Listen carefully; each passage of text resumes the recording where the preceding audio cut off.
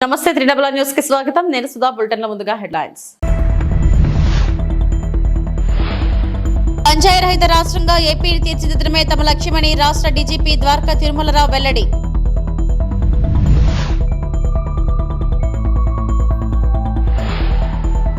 జర్నలిస్టులపై అభ్యంతరకర వ్యాఖ్యలు చేసిన గుంతకల్లు టీడీపీ ఎమ్మెల్యే గుమ్మనూరు.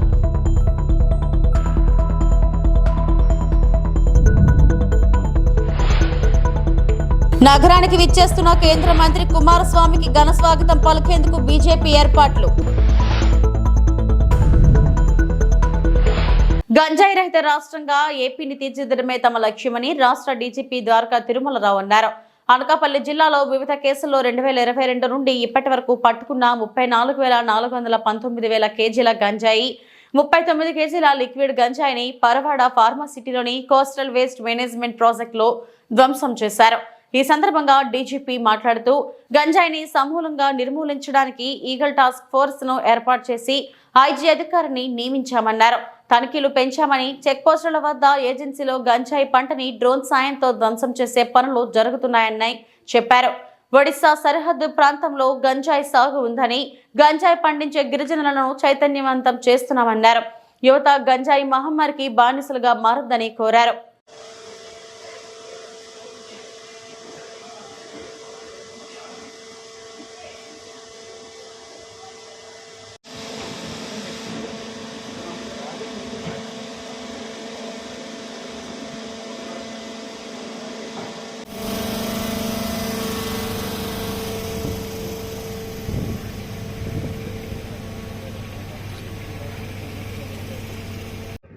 అందరికీ నమస్కారం. ఆంధ్రప్రదేశ్ రాష్ట్రాన్ని డ్రగ్స్ గంజాయి రహిత రాష్ట్రంగా చేయాలనే ఉద్దేశంతో ప్రభుత్వం ఏర్పడుతూనే ఒక కేబినెట్ సబ్ కమిటీని ఏర్పాటు చేసి 5 కేబినెట్ మంత్రుల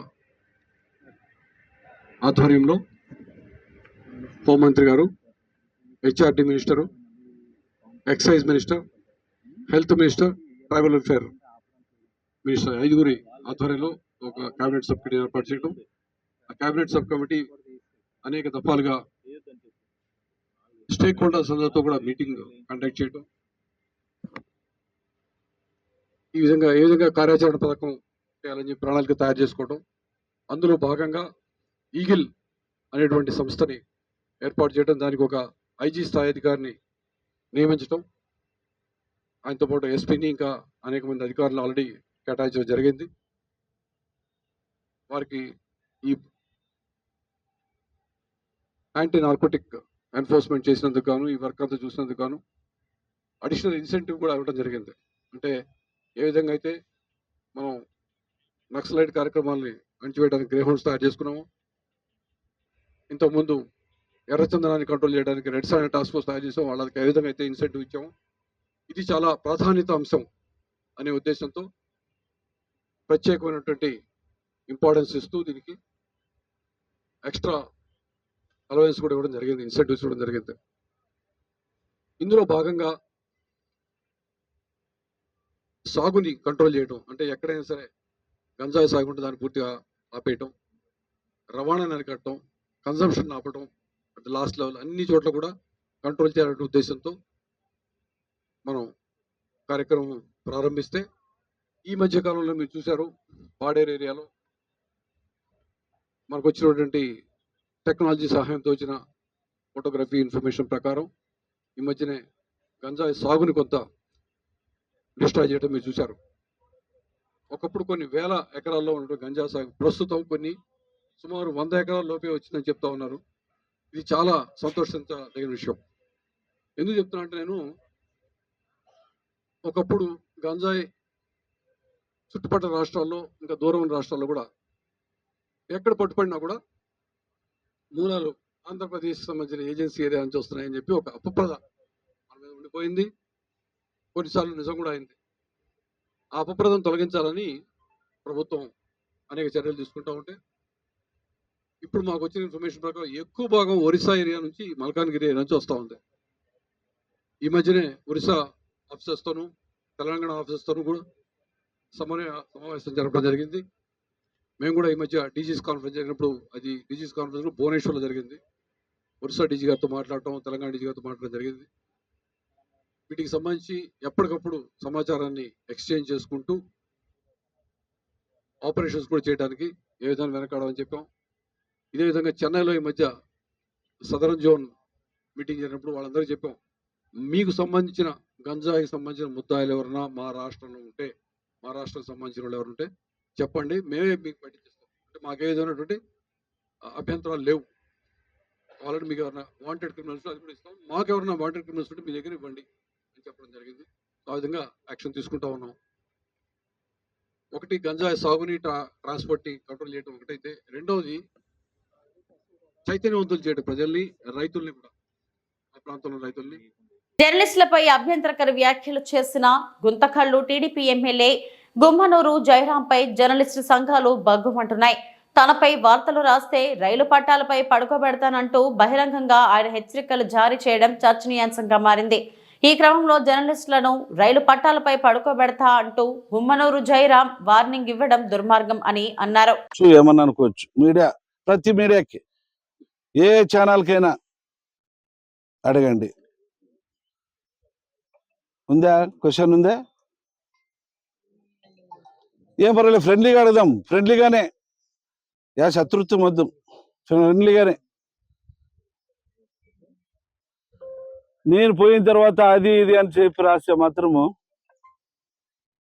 మరి మీరే అన్నారు పట్టాల మీద పండబెడతారు. మరి అది లేకపోయినప్పుడు మీరు నిరూపించకపోతే పట్టాల మీద పండబెట్టే కూడా నేను సిద్ధంగా ఉన్నాను. ఎందుకంటే నాకేం లెక్కలే, అన్ని విధాలుగా చేసి వచ్చినోడిని. రాసుకోండి, నేను తప్పు చేయను. తప్పు చేస్తే మాత్రము మీరు నన్ను మీడియా కాకుండా ఏదైనా కానీ మీరు నన్ను బహిరంగంగా మీరు చేయొచ్చు, కానీ నేను తప్పు చేయకోకుండా దాన్ని నా తమ్ముడు తప్పు చేసినాడు, ఇంకోరు తప్పు చేసినాడు అనే మాట మాత్రము వెనక్కి నుంచి అనద్దండి. ఏదైనా తప్పు చేసినానని చెప్పి నేరుగా అడగండి. ఆ తప్పు ఏమన్నా చేసింటే నేను సరిదిద్దుకుంటా, తప్పు చేయకపోతే మాత్రం తాట తీస్తా. ఇది మరొకసారి హెచ్చరిస్తున్నా. నా పైన రాసేటప్పుడు కూడా ఎవరైనా కానీ అన్ని విధాలుగా ఆలోచన చేసి. విశాఖ స్టీల్ ప్లాంట్ కు భారీగా ప్యాకేజీని ప్రకటించిన తర్వాత విశాఖ నగరానికి వస్తున్న కేంద్ర మంత్రి కుమారస్వామికి ఘన స్వాగతం పలికేందుకు బీజేపీ ఏర్పాట్లు చేస్తుంది. ఈ మేరకు గాజువాక నియోజకవర్గ కన్వీనర్ కన్నంరెడ్డి నరసింహరావు ఆధ్వర్యంలో పార్టీ నాయకులతో ప్రత్యేక సమావేశం నిర్వహించారు. అనంతరం పాత గాజువాక కూడలిలో జిల్లా అధ్యక్షుడు ఎంఎంఎన్ పరశురామరాజుతో కలిసి కేఎన్ఆర్ రూట్ మ్యాప్ ను పరిశీలించారు. ఈ సందర్భంగా ఆయన మాట్లాడుతూ గతంలో వాజ్పేయి ప్రధానిగా ఉన్నప్పుడు ఉక్కును ఆదుకున్నారని, నేడు మోదీ నాయకత్వంలో ఉక్కును కష్టాల నుంచి గట్టెక్కించారని తెలిపారు. ప్రభుత్వాలు సహకారం అందిస్తున్నప్పటికీ ప్లాంట్ లో పనిచేస్తున్న కార్మికుల్లో కూడా చైతన్యం రావాలని, ఉక్కును లాభాల బాటలో నడిపించేందుకు ప్రతి ఒక్కరూ కృషి చేయాలని కోరారు. మన దేశ ప్రధానమంత్రి శ్రీ నరేంద్ర మోదీ గారు విశాఖ ఉక్కు కర్మాగారానికి పునరుద్ధరణ ప్యాకేజీ 11,440 కోట్లు కేటాయించారు. ఆయనకి ప్రత్యేకమైన ధన్యవాదాలు తెలియజేస్తూ, ఈ యొక్క ప్రకటన జరిగిన తర్వాత మొదటిసారిగా కేంద్ర ఉక్కు శాఖ మంత్రివర్యులు శ్రీ కుమారస్వామి గారు, అదేవిధంగా సహాయ మంత్రివర్యులు గారు శ్రీ శ్రీనివాస్ వర్మ గారు మొట్టమొదటిసారిగా రేపు ఉదయం 30వ తేదీ ఉదయం 8 గంటలకి విశాఖ విమానాశ్రయానికి వస్తున్నారు. ఈ యొక్క విమానాశ్రయానికి వస్తున్నట్టు వారిద్దరికీ కూడా ఘన స్వాగతం పలకాలని మా జిల్లా అధ్యక్షులు శ్రీ పరశురామరాజు గారి ఆధ్వర్యంలో ఈ రోజు సమావేశం ఏర్పాటు చేసుకున్నాం. రేపు ఉదయం 8:30 గంటలకి కేఎన్ఆర్ గారు చెప్పినట్టు, నాకు గుర్తుకోలేదు, కేఎన్ఆర్ గారు చెప్పినట్టు మార్నింగ్ 8:30కి మనకి కుమారస్వామి గారు, మన కేంద్ర మంత్రులు కుమారస్వామి గారు, అలాగే శ్రీనివాసరావు గారు ఇద్దరు కూడా మనకి ఇచ్చేయడం జరుగుతుంది. విశాఖ హక్కు ఆంధ్రుల హక్కు అనే నినాదంతో స్టార్ట్ చేసిన మనందరికీ అది విశాఖపట్నానికి జీవనాడి. అటువంటి విశాఖపట్నం కష్టాల్లో ఉన్నప్పుడు కేంద్ర ప్రభుత్వం నరేంద్ర మోడీ గారు, అలాగే ఇక్కడ ఉన్న రాష్ట్ర సభ్యులందరూ కూడా, మన అలాగే కూటమి నాయకులు అందరూ కూడా కష్టపడి దీన్ని తీసుకురావడం జరిగింది. ఈ ప్యాకేజ్ ఏదైతే 11,440 కోట్లు ఇచ్చారో దాంతో విశాఖ ఉక్కు మరి పురోగతి రావాలని కోరుకున్నాం. ముఖ్యంగా నేను ఎంప్లాయీస్ తెలియజేసేది ఏంటంటే, కష్టంలో ఉన్న ఇస్రో 100వ ప్రయోగం విజయవంతమైంది. శ్రీహరికోటలోని షార్ నుంచి GSLV F-15 నింగిలోకి దూసుకెళ్లింది. ఈ రాకెట్ NVS-02 ఉపగ్రహాన్ని రోదసిలోకి తీసుకెళ్లింది. ఈ ఉపగ్రహ ప్రయోగం భౌగోళిక, ఏరోస్పేస్ మరియు మెరైన్ నావిగేషన్ సేవలకు ఉపయోగపడనుంది. వ్యవసాయంలో సాంకేతికత, విమాన నిర్వహణ, లొకేషన్ ఆధారిత సేవలను, మొబైల్ పరికరాల్లో అందించబోతున్నారు. కాకపోతే NVS-02 ఉపగ్రహం అనేది ఇస్రో శాస్త్రవేత్తలు అభివృద్ధి చేసిన స్వదేశీ నావిగేషన్ ఉపగ్రహ వ్యవస్థ. దీని బరువు 2250 కిలోలు. కొత్త తరం నావిగేషన్ ఉపగ్రహాల్లో ఇది రెండోది. ఇస్రో 100 ప్రయోగం విజయవంతం కావడంపై ఇస్రో శాస్త్రవేత్తలకు చైర్మన్ వి నారాయణ శుభాకాంక్షలు తెలియజేశారు. కాగా ఇస్రో చీఫ్ గా బాధ్యతలు స్వీకరించిన వి నారాయణ్కి ఇది మొదటి ప్రయోగం కావడంతో ఆయనే స్వయంగా అన్ని ప్రక్రియలను పర్యవేక్షించారు. 5, 4, 3, 2, 1, L40 stages are ignited. Plus 5 seconds. Lift off normal. Magnificent liftoff of GSLV F-15 NVS-02 mission. 100th launch mission of ISRO embarks on its journey. Tracking. Plus 20 seconds. विहंगम दृश्य सफलतापूर्ण उत्थापन GSLV F-15 रॉकेट का चारों L40s तथा core booster S-139 वर्तमान में प्रज्वलित हैं और यान को उद्दिष्ट कक्षा की ओर लेके जा रहे हैं. BRS working president KTR Nalgonda BRS రైతు ధర్నాలో చేసిన వ్యాఖ్యలకు మంత్రి కోమిటిరెడ్డి వెంకటరెడ్డి కౌంటర్ ఇచ్చారు. 10 ఏళ్లుగా నల్గొండను పట్టించుకోకుండా ఇప్పుడు ఏ మొహం పెట్టుకుని వచ్చారంటూ కేటీఆర్ ను ప్రశ్నించారు. ఆయన బుధవారం కోమిటిరెడ్డి మీడియాతో మాట్లాడారు. ఖాళీ గోటికి సరిపోరు. నువ్వు ఆయన కేసీఆర్ అల్లుడని చెప్పి ఆయన లీడర్ అయ్యిండు. నువ్వేమో కేసీఆర్ కొడుకని లీడర్ అయినావు. మా ఆయన ఏం చేస్తాడు? వ్యవసాయం చేసుకుంటాడు. ఎట్లయినా నేను 5 సార్లు ఎమ్మెల్యేకి ఒకసారి ఎంపీగా నువ్వు నీ ఎందుకు పార్లమెంట్ ఎన్నికల్లో నా కాన్ఫిడెన్స్ నేను ఒక్క గంట కూడా ప్రచారం చేయలే. 60,000 మెజార్టీ వచ్చింది మా రఘువీరెడ్డికి. నువ్వు సిరిసిల్లలో 10,000 కోట్లు అభివృద్ధి చేసుకున్నావు కదా. 6,000 మైనస్ ఎందుకు వచ్చింది? 6,000 బండి సంజయ్కి లీడ్ ఎందుకు వచ్చింది? బీజేపీతో కుమ్మకైనావా లేకపోతే ప్రజలు నీ ముఖం చూడలేక వేరే పార్టీకి ఓటేసినా? అందుకనే నీ కెపాసిటీ కోవర్ట్ ఎంకరేజ్ పేరు తీసుకునే నైతిక హక్కు లేదు. కోవర్ట్ ఎంకరేజ్ అంటే నీతి నిజాయితీకి మారు పేరు. 30 ఏళ్ళలో ఒక్కసారి నా పేరు వచ్చింది. నాది ఎక్కడైనా కబ్జాలు చేసి దోసుకున్నాను. నువ్వు ఫార్ములా రేసు, ఈ రేసు గుర్రాలు, బిల్డర్ల గుర్రాలు, ధరణి మీద 2-3 లక్షల కోట్లకి వెళ్తుంది. నీ ఆస్తులన్నీ మొత్తం పక్కాగా బయటపడితే ఒక్కొక్కటి బయటపడి కోర్టుకు పోయి సుప్రీంకోర్టుకు పోయి కోట్ల రూపాయలు అడ్వకేట్లను పెట్టి నా మీద ఒక చిన్న కేసు అన్న ఉన్నదా? అవినీతి మరుకున్నదా? పదవిని 3 ఏళ్ళ పదవి వదిలిపెట్టుకున్నాన్ని మీ నాయనలాగా రాజీనామా చేయ by election, collection, re election, by election. నేను రాజీనామా చేసినంటే మళ్ళీ ఆ రోజు చెప్పిన గవర్నర్ ఇంటి ముందర చెప్పిన తెలంగాణ రాష్ట్రం వస్తుంది, వచ్చినప్పుడే మంత్రి అయితే అప్పటిదాకా మంత్రి పదవి తీసుకొని ఉన్నా. అందుకనే ఆ బచ్చగాల గురించి మాట్లాడకు. నేను ఒకటే చెప్తున్నా, కేటీఆర్ నువ్వు మీ బావ కలిసి మీ నాయనని ప్రతిపక్ష నాయకుడిగా వస్తావా రావా నెక్స్ట్ అసెంబ్లీ సెషన్కు బడ్జెట్ సెషన్కి అడుగు. రాకుంటే నువ్వు హరీష్ రావు కొట్టుకుంటున్నావు, కత్తులు పెట్టుకొని కొడుచుకుంటారు. నాకు కావాలని ఆయన ఎట్లా వస్తట్టు లేడు. మా ముఖ్యమంత్రి గారు మొన్న బాగా చెప్పిండు. కొడంగల సర్పంచ్ 4 రోజులు ఊళ్ళలోకి రాకపోతే తర్వాత వస్తే రాళ్ళ తీసుకొని ఎడబడతారు సర్పంచ్ ఎమ్మడి. ప్రతిపక్ష నాయకుడు 13 నెలలు అసెంబ్లీకి రాకుండా ఏం చెప్పాలి? అవసరం ఆయనకు ఆ పోస్టు? నువ్వు మీ బావ తీసుకొని కొట్లాడు, అప్పుడు మీకు సమాధానం చెప్తావు. నువ్వు ఎమ్మెల్యేవు, నువ్వు డిప్యూటీ లీడర్ కాదు, నీ కార్యవర్గం లేదు. బీఆర్ఎస్ ఎల్పీ కార్యవర్గం లేని కేటీఆర్ జూనియరు వాళ్ళ ఆయన పేరు చెప్పి ఎమ్మెల్యేను. ఆయనకు నేను సమాధానం చెప్పా. కేసీఆర్ బహిరంగ చర్చకు వచ్చి సొరంగ మార్గం ఎందుకు? పేదల సంక్షేమమే ఎన్డీఏ కూటమి ప్రభుత్వ ధ్యేయమని శ్రీశైలం ఎమ్మెల్యే బుడ్డా రాజశేఖర్ రెడ్డి అన్నారు. వివిధ అనారోగ్య సమస్యలతో బాధపడుతూ ఆర్థిక సహాయం కోసం ముఖ్యమంత్రి సహాయ నిధికి దరఖాస్తు చేసుకున్న 50 మందికి మంజూరైన చెక్కులను ఆయన పంపిణీ చేశారు. బుధవారం ఎమ్మెల్యే స్వగ్రామం వెల్పనూరు నందు 50 లబ్ధిదారులకు 45 లక్షల విలువ గల చెక్కులను ఎమ్మెల్యే బుడ్డా రాజశేఖర్ రెడ్డి పంపిణీ చేశారు.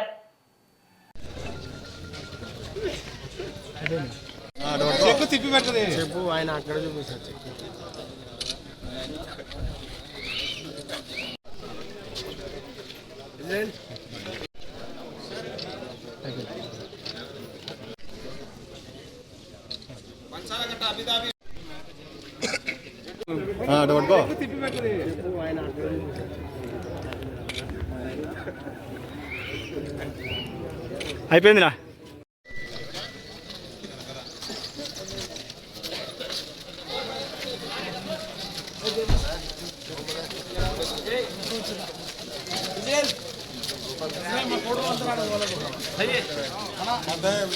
అంబేద్కర్ కోనసీమ జిల్లా అమలాపురం ఎమ్మెల్యే ఐతాబత్తుల ఆనందరావు మాట్లాడుతూ ముఖ్యమంత్రి చంద్రబాబు నాయుడు భవిష్యత్తులో అనేక పర్యాయాలు ఈ రాష్ట్రానికి ముఖ్యమంత్రిగా ఉంటేనే తెలుగు ప్రజల సంపద, రాష్ట్ర ఆర్థిక పరిస్థితి సింగపూర్ను దాటి అభివృద్ధి చెందుతుందన్నారు. ప్రపంచ దేశాలలో తెలుగు ప్రజలకు గుర్తింపు తెచ్చిన వ్యక్తి చంద్రబాబు నాయుడు అని కొనియాడారు. లోకేష్ బాబు భవిష్యత్తులో పార్టీని రక్షించి ముందుకు నడిపించే నేత అని అన్నారు. ఆంధ్రప్రదేశ్ అభివృద్ధిని ప్రపంచ దేశాల సరసన నిలబెడుతున్న నేత లోకేష్ బాబు అని అన్నారు. ఆంధ్రప్రదేశ్ రాష్ట్రంలో చంద్రబాబు నాయుడు గారి కృషితో, చంద్రబాబు నాయుడు గారి యొక్క పట్టుదలతో, ముందు చూపుతో సంపద సృష్టించే ఆయనకున్న గొప్ప లక్షణంతో సుమారు 11,70,000 కోట్ల రూపాయలు ఆ రోజు పెట్టుబడులు రాష్ట్రానికి తేవడం జరిగింది. అలాగే సుమారుగా 40,000 ఆ రోజు 4 లక్షల మందికి ఉపాధి రావడం జరిగింది. అలాగే అదే తర్వాత వచ్చి జగన్మోహన్ రెడ్డి గవర్నమెంట్లో ఆ కంపెనీలన్నీ ఈ యొక్క నాయకులు, వైసీపీ నాయకుల యొక్క డిమాండ్ తట్టుకోలేక, జేటాక్స్ తట్టుకోలేక ఆ కంపెనీలన్నీ పారిపోయి అంటే విధ్వంసకర పాలన మీది అభివృద్ధి పాలన చంద్రబాబు గారు దాని సందర్భంగా తెలియజేసుకుంటున్నాను. అలాగే మరి ఈరోజు కూటమి ఏర్పడినటువంటి ఈ 7 నెలల కాలంలో సుమారుగా 5 లక్షల కోట్ల పెట్టుబడులు వచ్చాయి. 40,000 మందికి ఉపాధి వచ్చింది. అలాగే సుమారు 50 కంపెనీలు రాష్ట్ర వారి యొక్క పనుల్ని, ఉత్పత్తిని వాళ్ళ ప్రారంభించారు. అందులో మీరు చూసుకుంటే లోకేష్ గారి కష్టంతో, ఆయన చొరవతో మరి ఆర్సెలార్ అండ్ మెటల్, నిస్పాన్ స్టీల్ 1,46,000 కోట్ల రూపాయలతో పెట్టుబడి పెట్టడానికి రాష్ట్రానికి వచ్చింది. అంటే మీరు అర్థం చేసుకోవాలి ఈరోజు. అందుకే లోకేష్ బాబు గారు, చంద్రబాబు నాయుడు గారు టీసీఎస్తో కానీ, అలాగే బీపీసీఎల్ కానీ, రిలయన్స్ కానీ, గ్రీన్కో కానీ, లారెన్స్ అండ్ మెటల్ కానీ, అలాగే పీపుల్ టెక్ వంటి అనేక కంపెనీలు ఆల్రెడీ 7 నెలల్లో వచ్చి ఆంధ్రప్రదేశ్ రాష్ట్రంలో పరిశ్రమలు స్థాపించడానికి వాళ్ళు పనులు చేసుకుంటారంటే ఇది కూటమి ప్రభుత్వంలో చంద్రబాబు నాయుడు గారి యొక్క గొప్పతనం అని సందర్భంగా తెలియజేసుకుంటున్నాను. అలాగే మీరు ఇంకా చూసుకుంటే ఇదంతా లిస్టు. ఏ కంపెనీ 7 నెలల్లో ఆంధ్రప్రదేశ్ రాష్ట్రానికి వచ్చి పెట్టుబడులు పెట్టడానికి వారి పనులు చేస్తున్నారో, పనులు పెడుతున్నారో, పరిశ్రమ స్థాపించుకునే పనులు ఉన్నారో అదంతా లిస్టు. ఈ లిస్ట్ అంతా చూస్తే సుమారు 49 కంపెనీలు పారిశ్రామిక రంగంలో ఈ రాష్ట్రానికి వస్తున్నాయి. 6 కంపెనీలు సుమారు టూరిజం సెక్టార్లో వస్తున్నాయి. అంటే పారిశ్రామిక రంగంలో 7,87,789 కోట్ల రూపాయలు 7 నెలల్లో వచ్చింది. అంటే అలాగే టూరిజం రంగంలో 6,178 కోట్లు వచ్చిందంటే ఇది కేవలం చంద్రబాబు నాయుడు గారి ప్రతిభ, చంద్రబాబు నాయుడు గారి ముందు చూపు, సంపద సృష్టించి ఆంధ్రప్రదేశ్ రాష్ట్ర ప్రజల తలసరి ఆదాయాన్ని పెంచాలని చంద్రబాబు నాయుడు పట్టుదల వీటి వెనకాల ఉన్నదన్న విషయాన్ని ఆంధ్రప్రదేశ్ రాష్ట్రంలో ఉన్న ప్రతి పౌరుడి వేళ గమనించాలని కోరుకుంటున్నాను.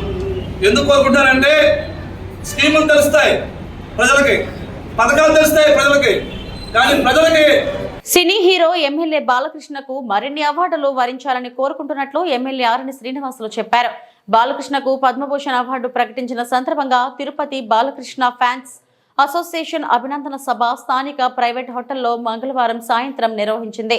బాలకృష్ణ ఫ్యాన్స్ సందడి మధ్య భారీ కేక్ ను ఎమ్మెల్యే ఆరణి శ్రీనివాసులు కట్ చేశారు. ఎన్టీఆర్ నట, రాజకీయ వారసుడిగా బాలకృష్ణ అనితర సాధ్యమైన ప్రతిభ చూపడంతోనే పద్మభూషణ్ అవార్డు దక్కిందని ఎమ్మెల్యే ఆరణి శ్రీనివాసులు అన్నారు. దేశంలోనే 3వ అత్యున్నత పురస్కారమైన పద్మభూషణ్ అవార్డు బాలకృష్ణకు దక్కడం ఆయన ఫ్యాన్స్ కే కాకుండా తెలుగు సినీ అభిమానులందరికీ ఎంతో సంతోషం కలిగించిందని ఆయన తెలిపారు. ఈ కార్యక్రమంలో మాజీ MLA Sugunamma, SAAP chairman Ravi Naidu, TDP నాయకులు దంవూరు భాస్కర్, శ్రీధర్ వర్మ తదితరులు పాల్గొన్నారు. చాలా మంది పోటీ పడుతుంటున్నారు. అందరికీ తెలిసిన విషయం, పద్మభూషణ్ రావడం చాలా అరుదు. దీనికి కారణాలు మన బాలయ్య గారు సినిమా రంగంలో అత్యున్నత మన ఆహ్లాదకరమైన సన్నివేశాలు అలరించి ఎంతోమంది ప్రజల మనోభావాల్ని ఉల్లాసపరిచి, అంతేకాకుండా ప్రజాసేవలో ప్రజలకు ఎంతోమందికి సేవలు చేసుకుంటూ వైద్య విద్య రంగములో ఎంతోమందికి సేవలు అందించుకుంటూ, ఎంతోమంది ఆరోగ్యాలు కాపాడుకుంటూ, ఎంతోమంది చదువుల్లో ఉత్తీర్ణులు చేసుకుంటూ ఈరోజు బాలయ్య గారికి రావడం చాలా సంతోషంగా ఉంది. ఎందుకంటే ఇది ఆషామాషి కాదు. ఈ యొక్క పద్మభూషణ్ అనేది రావడం దీని గురించి తెలిసిన వాళ్ళకే చాలా వరకు తెలుస్తుంది. ఎంత కష్టపడితే బాలయ్య గారికి వచ్చిందో అది బాలయ్య గారికే తెలిసిననేసి కూడా ఈ సందర్భంగా గుర్తుపెట్టుకోవాల్సిన అవసరం ఉంది.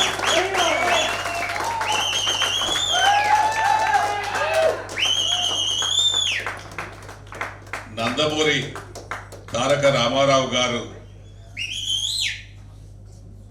ఎన్నో సినిమాలు నటించారు. ఆయన ఎన్నో పదవులు పొందారు. దాంతోపాటు మన బాలయ్య బాబు గారు కూడా ఈ పదవులు రావడం చాలా సంతోషం. ఆయన పేరు మన నందమూరి తారక రామారావు గారు కూడా సినిమాలో ఒక శ్రీకృష్ణుడిగా, ఒక హీరోగా, ఒక సౌరవ నటుడుగా, పౌరాణికంగా, రాజకీయంగా ఎన్నో ముఖ్యమంత్రిగా ఎదిగిన నాయకుడు ఎన్టీ రామారావు గారు.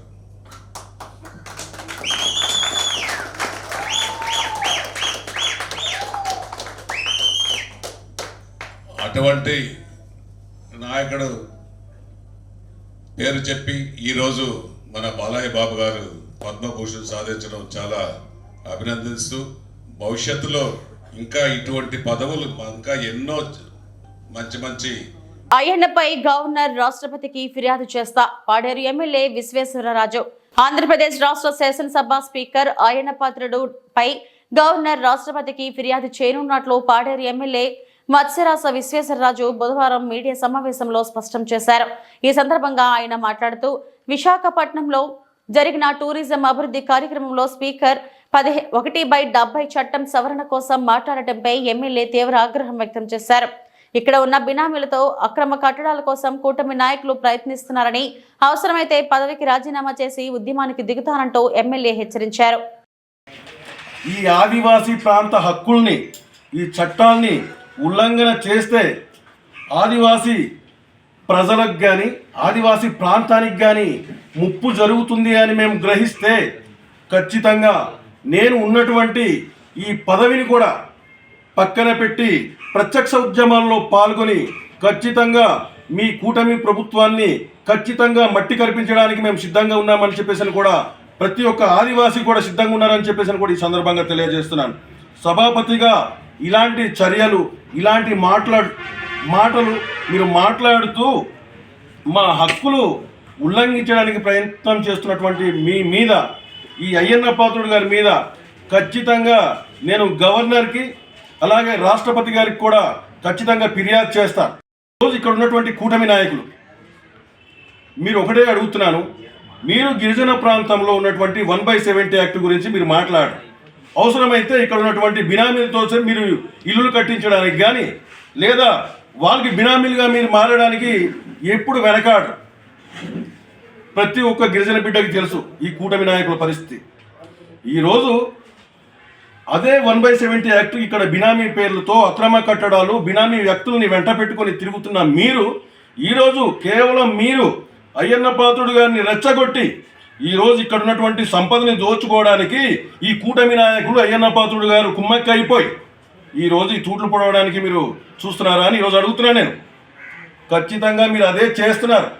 మీకు ఆదివాసీ సమాజం పట్ల కానీ, ఆదివాసుల మీద కానీ, ఆదివాసుల చట్టాలు హక్కుల మీద కానీ మీకు ఎటువంటి నమ్మకం కానీ, ప్రేమ కానీ లేదా అమలు చేయాలనే బాధ్యత కూడా మీ మీద లేదు, మీకు లేదు. మీరు ఖచ్చితంగా అయ్యన్న పాత్రుడు గారు మీరు ఈ గిరిజన ప్రాంతంలో ఉన్నటువంటి మైనింగ్ని దోచుకొని వాటాలు వేసుకోవడానికే మీరు ఆయనకి రెచ్చగొట్టి ఇటువంటి వ్యాఖ్యలు చేయించారని చెప్పేసి నేను ఈరోజు తెలియజేస్తున్నాను. ఇవి ఇప్పటివరకు నా బులెటిన్ అప్డేట్స్. నమస్తే.